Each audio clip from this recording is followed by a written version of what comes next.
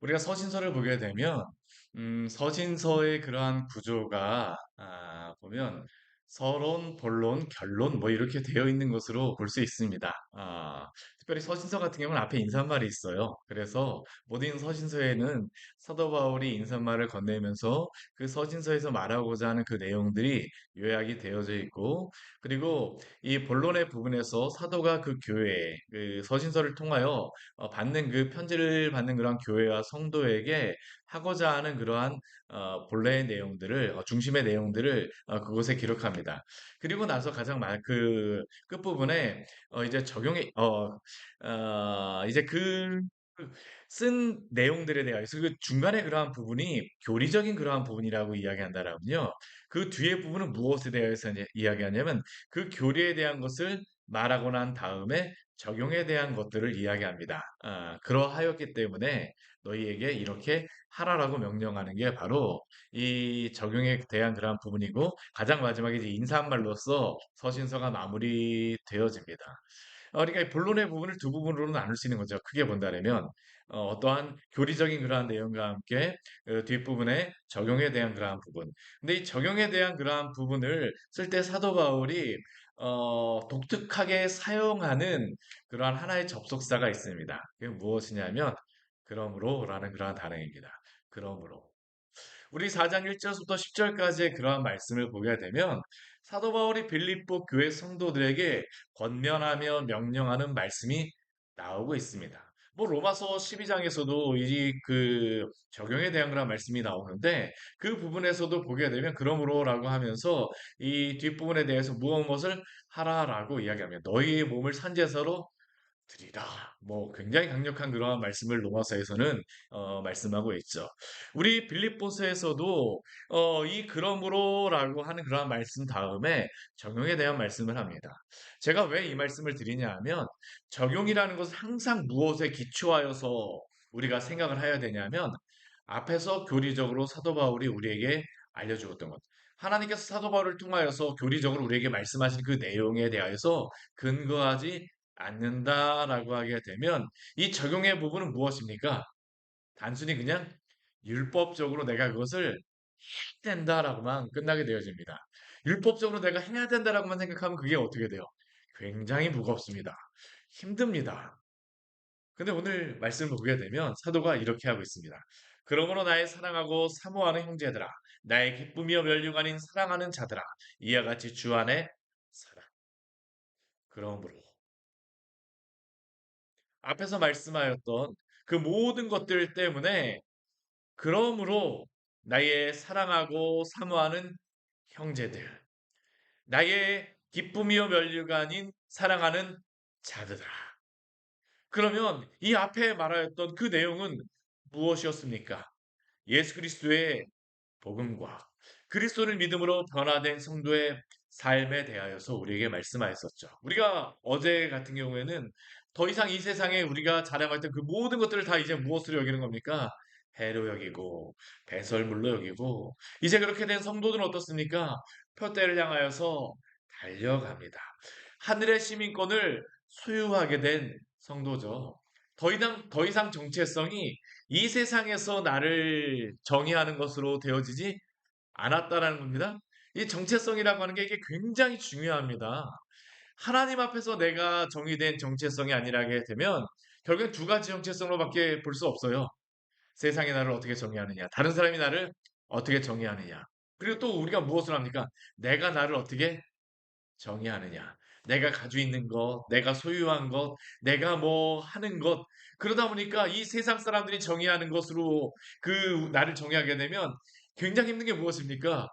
다른 사람들이 말하는 대로 내가 춤춰야 됩니다. 이거 너무나 힘듭니다. 이거는 뭐 아무리 부유한 사람이건 가난한 사람이건 부유한 사람 같은 경우에도 저는 가장 힘들 것 같은 사람 중에 하나가 누구냐 하면 대통령하고 대통령 영부인이라고 생각을 합니다.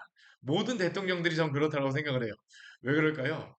우리나라 5천만 국민이 다 대통령 보고서 한마디씩은 다 할 겁니다. 영부인 보면서도 어떻습니까? 다 한마디씩은 다 할 겁니다. 근데 거기 아무리 높이 있는 사람이라 할지라도 대통령이 아니라 대통령의 뭐 할아버지 뭐 어떤 위치에 있는 사람이라 할지라도 유엔의 뭐 사무총장이라 할지라도 누가 나를 무엇으로 정의하는 것에 따라서 사랑한다라고 그러면 그 사람은 그 자리가 그에게 무엇일까요? 축복의 자리일까요? 아닙니다. 가시방석도 그러한 가시방석이 없겠죠. 누가 이것 해라 하면 이것 해야 될 것 같고 저것 해라 하면 저것 해야 할 것 같고 그런데 우리의 정체성은 사람이 정해주는 게 아닙니다. 또 더 힘든 것은 누굽니까? 내가 나를 정의하는 것입니다. 내가 나를 정의하는 것이 내가 나를 어떻게 생각하느냐. 내가 나를 어떻게 생각하느냐. 근데 우리는 보통의 사람들은 내가 나를 무엇으로 생각합니까? 내가 세상에서 그 가지고 있는 무엇으로 나를 정의하지 않습니까? 많이 가지고 있으면 굉장히 교만해지지만 나보다 더 많은 것을 가지고 있는 사람을 보게 되면 어떻습니까? 갑자기 내가 벌레만도 못한 어떤 존재가 돼버리기도 합니다. 또 네가 또 나쁜 게 무엇이냐면 나보다 또 못한 사람의 그러한 모습을 내가 정체성을 가지고 나를 비교하게 되면 어떻습니까? 다른 사람을 굉장히 깔보게 되죠. 정말로 교만해집니다. 이게 하나님 앞에서 나를 정의하지 않게 되면 일어나는 그러한 현상입니다. 누가 나를 정의하느냐? 근데 우리는 어떻습니까? 예수 그리스도를 믿고 변화된 성도들입니다. 더 이상 이 세상의 것들이 나를 정의하지 않습니다. 이 세상의 것들은 해로 여기고 배설물로 여기게 된 성도들입니다. 그렇기에 우리는 하나님 앞에서 우리가 어떠한 자로 되어졌느냐 가지고 살아가는 사람들이죠. 오늘 특별히 이 빌립보 성도들에게 사도 바울이 호칭하는 것이 있습니다. 무엇이라고 이야기합니까? 우리 4장 1절서부터 우리 23절까지 말씀 왔는데 나의 사랑하고 사모하는 형제 사랑하고 사모하는 형제. 또 그 뒤에 보면 무엇이라고 빌립보 교회 성도들을 이야기합니까? 기쁨이요 면류가 아닌 사랑하는 자들아. 사도 바울에게는 이 빌립보 교회 성도들이 이러한 사람들입니다. 사랑하고 사모하는 형제. 이 빌립보 교회 성도들만 생각하면 사랑하고 사모하는 겁니다. 보고 싶습니다. 헤어져도 또 보고 싶습니다. 예전에 어떤 뭐 드라마가 영화가 제목이 보고 또 보고 뭐 이러한 제목이 있었던 것 같은데 보고 또 봐도 어떻습니까? 또 보고 싶죠. 이게 사도 바울에게 빌립보 교회 성도들의 모습입니다. 기쁨이고 면류가 아닌 사랑하는 자들. 근데 이것이 사도 바울만 그랬을까요? 우리 주님도 그랬을 것입니다. 우리 주님께 이렇게 칭찬받고 또한 축복받는 귀한 성도님들로 살아가시기를 축원합니다.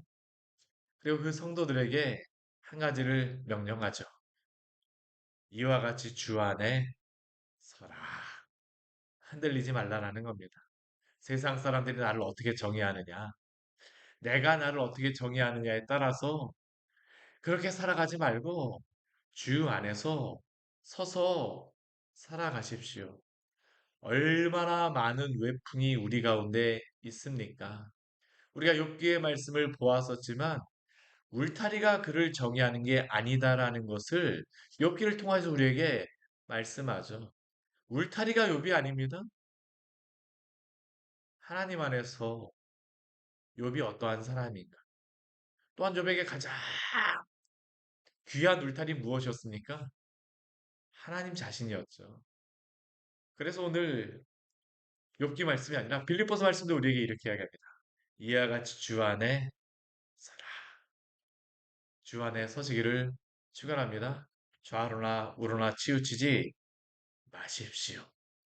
또한 두 번째 그 사도 바울이 빌립보 교회 성도들에게 그러므로라고 하면서 적용점으로 이야기하는 것이 2절 말씀에 이렇게 이야기합니다. 주 안에서 같은 마음을 품으라. 특별히 주 안에서 같은 마음을 품으라라고 이야기하는 이 이것을 말하는 대상이 있습니다. 두 명의 여인의 이름이 나왔어요. 이름이 누구입니까? 유오디아와 순두개라고 우리에게 전하고 있습니다. 이 유오디아와 순두개는 성경에 보게 되면 여기에 딱 한 번만 나오는 여인들입니다. 이 빌립보 같은 경우에는 여인들이 굉장히 충성하였던 교회 같아요. 아, 아.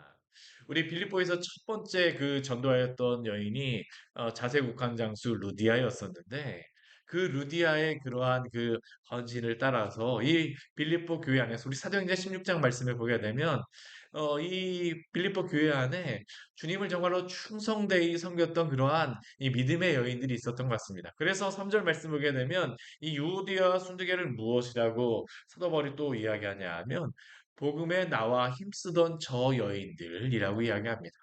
복음의 사도 바울과 같이 정말 복음에 힘썼다라고 하는 것은 여긴 정말 목숨 걸고 행하였던 사람들입니다.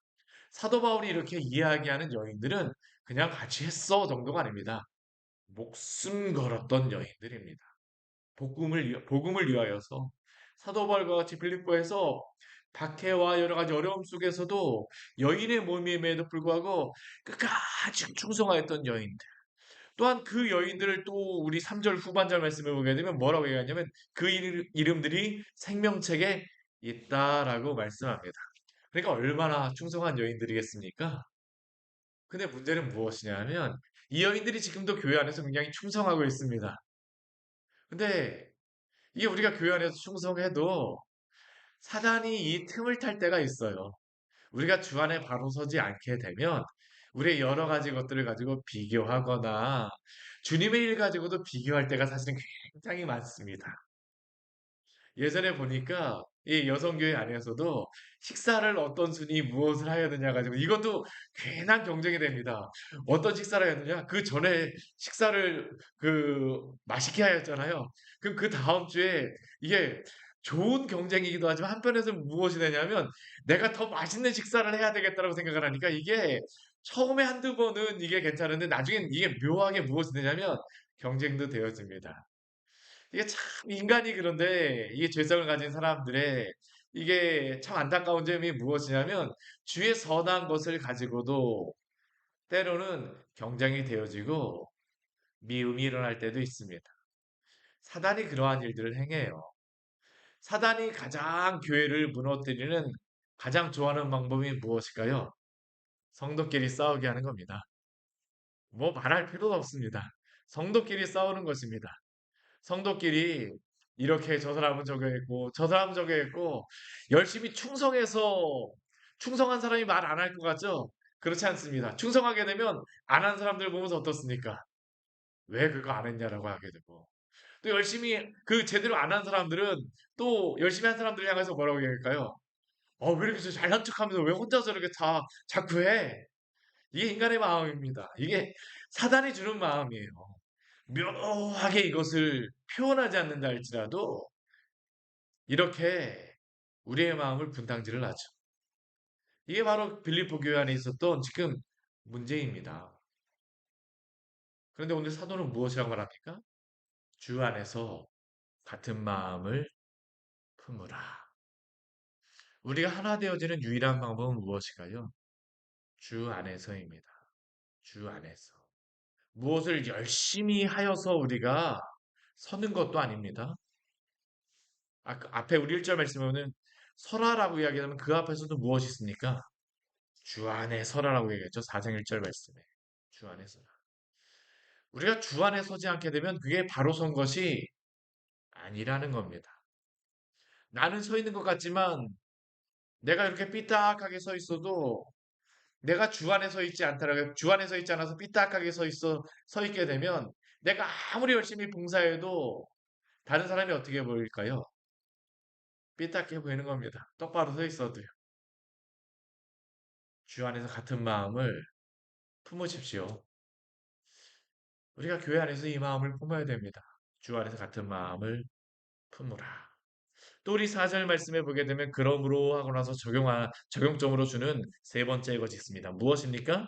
주 안에서 항상 기뻐하라. 내가 다시 말하노니 기뻐하라. 이 빌립보서의 말씀은 기쁨의 서신입니다. 기뻐하라, 기뻐하라, 기뻐하라, 기뻐하라. 아마 세보게 되면 굉장히 많다라는 것을 발견하게 될 겁니다. 기뻐하라. 다시 한번 마무리할 때도 우리에게 권면합니다. 주 안에서 항상 기뻐하라. 우리 데살로니가 전서 말씀에서도 항상 기뻐하라. 주 안에서 항상 기뻐하라. 그런데 주 안에서 항상 기뻐하라고 하는 것은 기뻐할 거리가 있기 때문에 항상 기뻐할 수 있을까요? 아닙니다. 우리는 거리를 찾아서 기뻐하면 기뻐할 수가 없습니다. 기뻐할 거리가 있어도 어떡할까요? 앞으로 일어날 것들에 대해서 걱정하고 염려하기 때문에 기뻐할 수가 없습니다. 어제 원망하고 불평할 거리를 오늘 또다시 가져갖고 또다시 기뻐하지 못하고 원망하고 불평합니다. 우리의 기쁨은 그래서 무엇 안에서 기뻐하라고 우리에게 말합니까? 주 안에서 항상 기뻐하라. 우리가 변화했기 때문에 이것을 이야기하는 겁니다. 주 안에서. 이거는 변화된 성도들에게 지금 그래서 적용을 항상 사도 바울이 서신서를 쓰고 나서 주 안에서라는 말을 굉장히 많이 반복하는 이유가 뭐냐면 주 안에서 이것을 우리가 할 수 있기 때문입니다. 아무나 이것을 할 수 있는 게 아닙니다. 주 안에 있는 자들이 또한 기뻐하며 기뻐하고 살아갈 수 있음을 우리에게 권면합니다. 오늘도 주 안에서 기뻐하며 살아가시기를 축원합니다. 이 주 안에서 기뻐하라고 하는 것은 이게 어 앞에 주 안에서 같은 마음을 품으라라고 하는 것은 주변의 사람들 뭐 이러한 그런 관계들이었었잖아요. 주 안에서 기뻐하라고 하는 것은 내 안에서 일어나는 것입니다. 근데 또 우리 오늘 말씀에 보면 또 무엇을 이야기하냐면 너희 관용을 모든 사람에게 알게 하라라고 이야기합니다. 앞에 우리 이전의 말씀은 교회 안에서의 그러한 한 마음을 품으라 이러한 것들을 권면하였다면 주 안에서 항상 기뻐하는 주 안에서 우리 성도들이 근데 5절 말씀에서는 어떻습니까? 너희의 관용을 모든 사람에게 알게 하라라고 해야 합니다. 이 사람을 보게 되면 주님을 믿는 사람이어서 관용하는 마음이 있다는 것을 알게 하라는 겁니다. 성도들이 너무 째째하게 되면요. 복음이 전해지진 않습니다. 정말 그렇습니다. 조금 손해봐도 차라리 우리가 손해보는 게 낫습니다. 왜냐하면 복음과 세상에 다른 것을 비교할 수 없기 때문이죠. 이것은 분명합니다. 우리가 앞에 3장 말씀에서 보았던 것이 무엇입니까? 이 세상의 것들을 해려 여기고 배설물로 여기는 사람들이 복음 때문에 이렇게 변한 사람들이 그 사람의 가장 중요한 것이 복음이라고 생각하는 사람들은 내가 이익을 보기 위하여서 복음을 배척하는 일을 할까요? 아닙니다. 관용한다라고 하는 그 의미 가운데에는 복음에 붙잡혀 매여 있기 때문에 이런 일이 가능하죠. 사도 바울의 삶을 통해서도 어떻습니까? 감옥의 메인 사람이 아니라 그는 복음의 메인 사람이었어. 그리스도인을 붙잡으러 가는 사람이었지만 그는 어떻습니까? 그리스도에게 붙잡힌 바 된 사람. 이러한 사람에게 오늘 또 우리에게 권면하는 것입니다. 너희 관용을 모든 사람에게 알게 하라. 손해 본다라고 생각하는 것으로 생각하게 되면 관용을 베풀 수가 없습니다. 때로는 이 손해의 그러한 관점으로 우리의 이익의 관점이 달라졌기 때문에 이것을 하는 겁니다. 이익의 관점이 달라졌기 때문에 이것을 지금 사도 바울은 권면하는 것입니다. 내가 당장 손해보고 이 세상의 것들로서 내가 한다라고 하게 되면 관용을 모든 사람에게 알게 할 수 있을까요? 할 수 없습니다. 우리 그 주일에도 우리 그 우리 같이 나누면서 이야기했던 것 중에 왜 세상 사람들이 직장 안에서 그렇게 살아가지 못하느냐? 한 가지 우리 사모님을 통해서 우리 나눠줬던 중요한 인사이트가 있었죠. 손해 볼까 봐. 내 이익이 침해당할까 봐. 회사에서 왜 그리스도인들이 그리스도인이라고 말하지 못하고 살아갑니까? 왜 기도하지 않습니까? 식사 기도도 하지 않습니까? 그리스도인인 것을 들킬까 봐. 내가 손해볼까 봐. 저는 정말 제가 그랬었거든요. 저희 아버지가 목사님, 목사인데도 아버지 목사님, 선생님으로 와도 공무원이라고 이야기했던 이유가 내가 저는 딱 그거였습니다. 내가 손해볼까 봐. 친구들한테 조금이라도 손해볼까 봐 저는 절대 그것을 이야기하지 않았습니다. 제가 시키도 했을까요, 학교에서? 안 했습니다. 솔직히 안 했습니다. 왜요? 아, 시키도 할 시간이 어딨어요. 도시락 딱 열고 나면 다른 아이들 반찬 뺏어 먹고 내 거 뺏기지 않으려고 하기에 바쁜데 시키도 할 시간이 어디 있습니까? 근데 주님을 믿고 나면 변화되어야 되고 변화됩니다. 너희 관용을 모든 사람에게 알게 하라. 우리 6절 말씀에서는 아주 중요한 말씀을 또 한 가지 우리에게 권면하고 있죠. 우리 같이 한번 읽어볼까요? 아무것도 염려하지 말고 다만 모든 일에 기도와 간구로 너희 구할 것을 감사함으로 하나님께 아뢰라. 아멘. 아무것도 염려하지 말고 다만 모든 일에 기도와 간구로. 앞에 이러한 것들을 하다 보니까 얼마나 마음속에서 부딪힘이 많을까요? 염려도 얼마나 많습니까? 우리는 그때 무엇을 해야 될까요? 기도하십시오. 아무것도 염려하지 말고 다만 모든 일에 기도와 간구와 감사함으로 하나님께 아뢰십시오. 이게 성도의 굉장한 무기입니다. 이 기도를 할 때 하나님이 주시는 한 가지의 놀라운 축복이 있습니다. 우리 7절 말씀 같이 읽겠습니다. 그리하면 모든 지각에 뛰어난 하나님의 평강이 그리스도 예수 안에서 너희 마음과 생각을 지키시리라. 아멘. 그리하면 염려가 있을 때에도 기도하면 모든 지각에 뛰어난 하나님의 평강이 있을 거라는 겁니다. 우리에게 주시는 것이 첫 번째 무엇이냐면 기도하는 성도에게 평안을 주십니다. 평안이 없을 때 무엇이 부족하다라고 우리는 이야기할 수 있을까요? 기도하지 않았다라고 할 수 있습니다. 100%입니다, 거의. 기도하게 되면 하나님의 평강이 있습니다. 평안이 있습니다. 저도 그렇습니다. 두려울 때, 때로는 제가 설교단에 이렇게 서기 전에 설교가 다 준비됐음에도 불구하고 제 마음속에 걸리는 여러 가지 것들이 있어요. 답답한 것들도 있고, 때로는 두려운 것들도 있고, 때로는 무엇인가 마음속에서 꺼려지는 그러한 것들과 함께 죄의 그러한 부분이 저를 사로잡을 때도 있고, 괜히 억눌릴 때도 있습니다. 환경적인 그러한 것으로 인해서 염려할 때도 있습니다. 근데 그때마다 제가 하는 것은 무엇이냐면, 기도하는 겁니다. 근데 간절하게 기도할 때마다 주님께서 결코 평안한 마음을 주시지 않을 때가 없는 것을 경험하게 됩니다. 평강은 우리님께 기도하는 성도들에게 주님이 주시는 놀라운 축복입니다. 이 평강을 주시기 위해서 주님께서 또 해주시는 것이 무엇일까요? 그리스도 예수 안에서 너희 마음과 생각을 지키시리라. 우리가 철로 역정 을 썼던 존 버년이 거룩한 전쟁이라고 하는 그러한 그 책을 썼습니다. 천로역정만큼은 그리 유명하지 않은 책이지만 그 책은 천로역정만큼 재밌지는 않아요. 근데 거기에 나와 있는 게 뭐냐면 전쟁하는 겁니다. 사단이 와서 전쟁을 우리의 마음속에 전쟁을 일으키는 건데 계속 전쟁하는 게 나옵니다.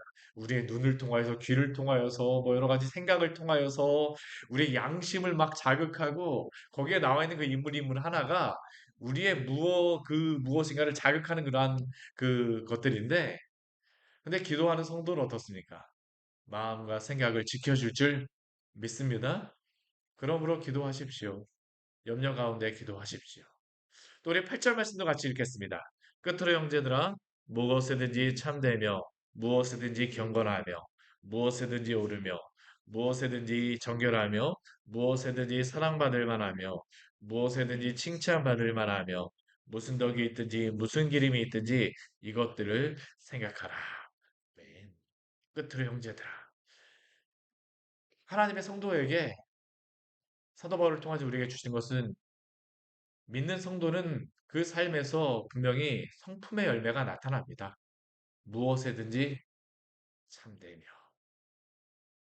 무엇에든지 경건하며, 무엇에든지 오르며. 근데 기준은 항상 무엇입니까? 주 안에서입니다. 주 안에서 하지 않고, 이게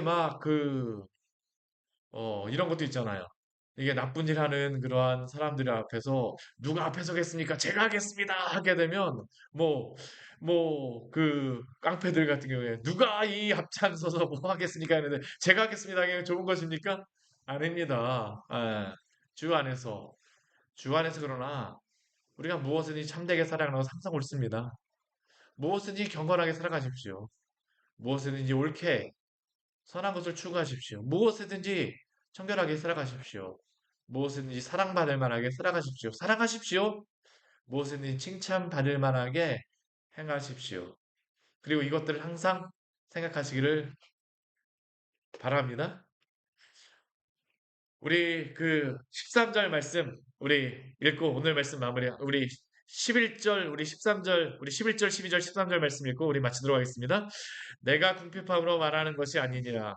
어떠한 형편에든지 나는 자족하기를 배웠노니 나는 비천에 처할 줄도 알고 풍부에 처할 줄도 알아. 모든 일 곧 배부름과 배고픔과 풍부와 궁핍과 처할 줄 아는 일체의 비결을 배웠노라. 내게 능력 주는 자 안에서 내가 모든 것을 할 수 있느니라. 아멘.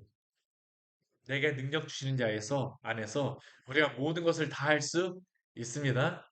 슈퍼맨이 된다는 의미는 아닙니다. 주님께서 힘을 주시기 때문에 염려 가운데에서도 기도할 수 있습니다. 어려움 가운데서도 주님을 바라볼 수 있습니다. 감옥 안에서도 찬양할 수 있습니다. 내가 여러 사람들 붙잡으러 다니는 사람에서 이제는 관용하는 사람으로 살아갈 수 있습니다. 내게 능력 주시는 자 안에서 그 모든 일을 감당해 하실 수 있는 줄 믿습니다. 자족한 자들, 주 안에서 자족한 자들에게 베풀어지는 큰 축복입니다.